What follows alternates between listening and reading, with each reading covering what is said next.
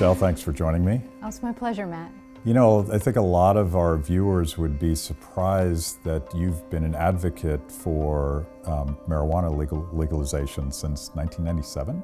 Well, I've had quite a journey, but I would say it started in 1997 when I worked for the Seattle Times. And at that time, I considered myself a fire-breathing drug warrior on the side of Bill Bennett. And of course, Washington State really has been ground zero, I would say, in the fight for medical marijuana at first, and then, you know, larger marijuana legalization. It's interesting that I've made this journey from Washington State to Washington, D.C., and now Colorado, where I've spent the last 10 years, but I really did have an eye-opening moment when I was representing the pro-war on drugs side in a debate, and I met a man who really changed my thinking and made a huge impact on my life. His name was Ralph Seeley. He was studying to be a lawyer at the University of Washington, and he was dying, or rather I should say, living with a very rare form of bone cancer, chordoma, I think it's called, which had started in his spine. So he was in a wheelchair and had trouble breathing, and yet was this incredible life force as an advocate for compassion in the law, and the very first referendum for medical marijuana. He had a lawyer that was helping him fight in state court, I believe at the time, to allow him to be able to smoke medical pot. And if I remember this correctly, one of the early rulings in his court case and his court battle had determined that he'd be fine just using Marinol. Well, you know, as if he was not an autonomous person who could determine which of these treatments worked best for him, and smoking gave him the most relief. You know, and I think it was the way he argued, not only sort of ideologically, and this certainly appealed to me as someone as a limited government conservative, that the war on drugs had been a dreadful boondoggle and, you know, very costly failure, but the human toll as well. He was incredibly effective, and I remember at that debate thinking, I am on the wrong side. You know, it's one of those unintended consequences, because we talk about all of the young, nonviolent kids that end up in our prison system, the abuse of civil asset forfeiture, which undermines the credibility of law enforcement, and it's just stealing stuff. Yes. We're against that, right? Yes, we're against stealing stuff and hurting people. You know, using the power of government in order to claim that we're stopping other people from hurting themselves. And, you know, you just think of all of the non-violent, you know, first-time drug offenders who are clogging up the county jails, you know, whether it's King County or anywhere else in the country. And especially for limited government conservatives, you know, on the right, who consider themselves law and order, to not rethink the misallocation, you know, vast systemic misallocation of resources here. It's absurd.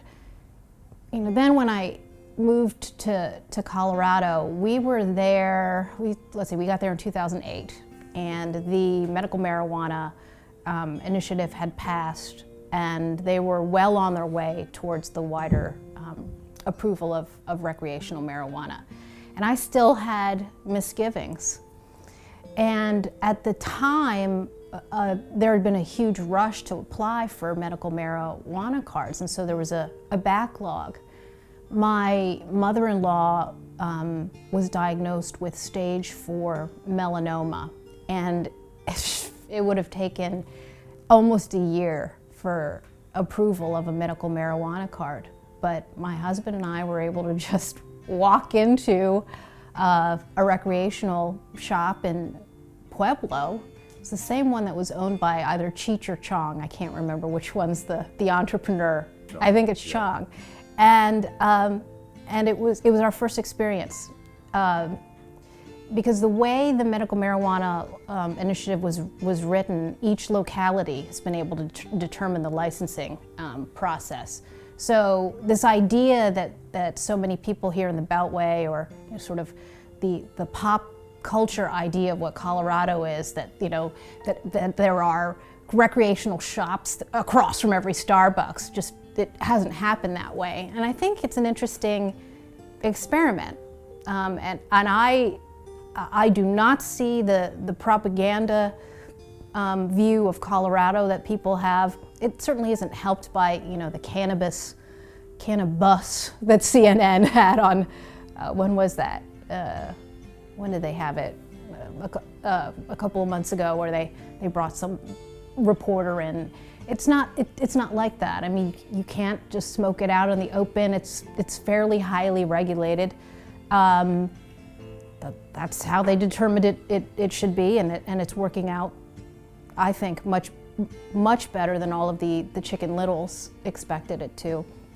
And we found our experience when we visited the pot shop was one of intense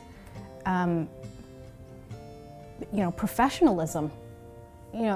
For Republicans who are always saying that we need to reach out to young people and figure out how to put a more a less scary face on the Republican Party. Here are these people who are entrepreneurs, they're paying taxes, they're complaining about regulations.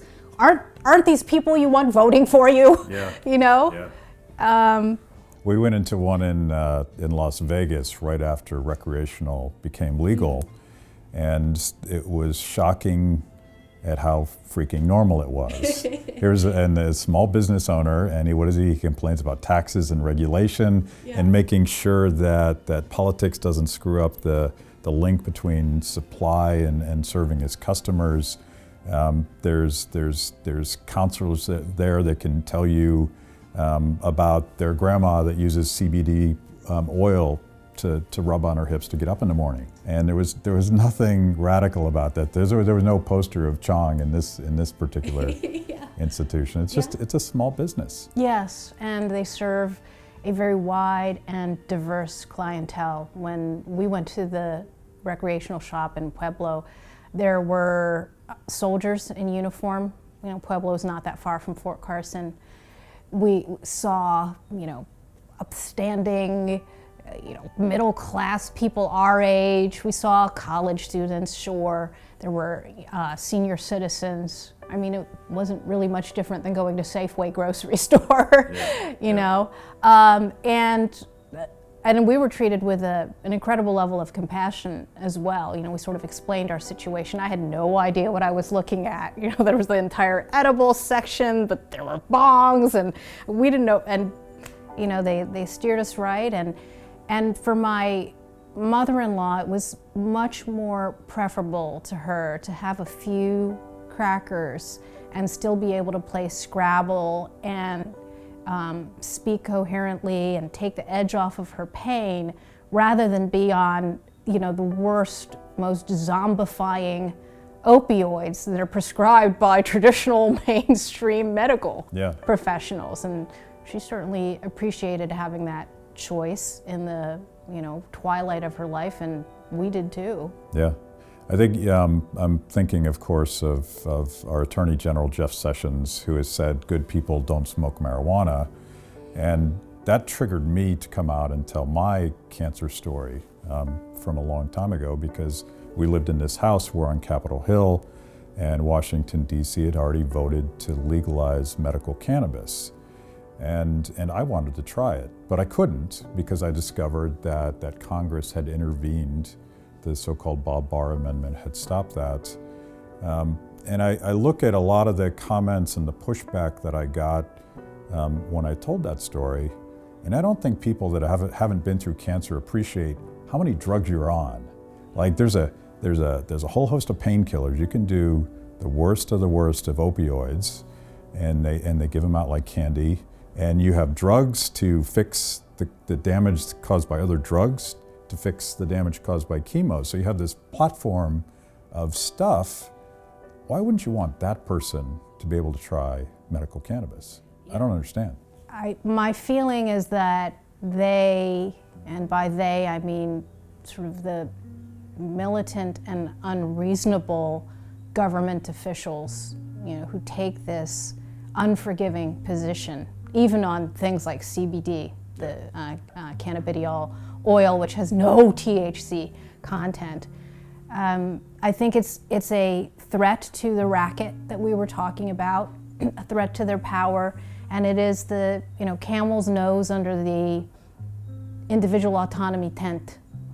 And I feel compelled as a conservative and a conservative mom of teenagers, one of whom has a basket of chronic illnesses and who did try CBD oil at the recommendation of neurologists in Colorado, not just quack doctors, but more and more mainstream medical professionals in Colorado whose eyes are being opened. As a conservative mom, I feel very compelled to help break the pot taboo on the right. As you say, you can go back all the way to William Buckley, and yet even now it's considered taboo, like I said, unacceptable to come out the way we have been, even though the culture and the tides have shifted. I think the more that people like me and you can put a face and a name and a story and attached to the principles of individual liberty that we hold very dear, the more difficult it is going to be for the war on drugs warriors to keep that wall erected. The future for Republicans on questions of health care and individual responsibility, you talk about gun ownership, I feel like we tell the same story over and over again. When we're successful, we're asking individuals to make choices and be responsible for those choices. And when we deviate from that, we get sideways with the American people, we get sideways with liberty. Yes, I think that's right. And as much as I can do from my mountaintop in Colorado to illuminate the consequences when government intervenes and prevents people from making those choices for themselves, I will continue to do. And as you said at the beginning, some people who haven't paid attention, or I don't know, there's a certain strain of conservative reader, viewer, or consumer of news who sort of doesn't appreciate the sort of fundamental battles that are at stake here with things like medical marijuana, or marijuana, recreational marijuana for that matter. I think they're swayed by, they don't want to be on the same side as Snoop Dogg. That's what I've encountered. And so I'm always careful to say that, that's not what I'm endorsing. I'm endorsing people making their own choices, and if they make bad choices, then they have to live with them, and there are consequences to that. But I think that the part of the equation that I can help publicize or disseminate is the part of the equation that I think poses the greatest threat to these drug warriors. That yes, normal people, normal moms and dads are fighting on behalf of their kids and their families to make these choices. And increasingly, and this has sort of become an open secret now in Colorado, I mean, it's neurologists and pediatricians at places like the Children's Hospital and the University of Colorado. When we had to get 3 signatures for my daughter's card, for her medical marijuana card. The standards are much more stringent for the pediatric medical marijuana card. And it's not like we just went on some street quack doctor. I mean, these were some of the most respected people in our community, and we're in Colorado Springs, not Berkeley.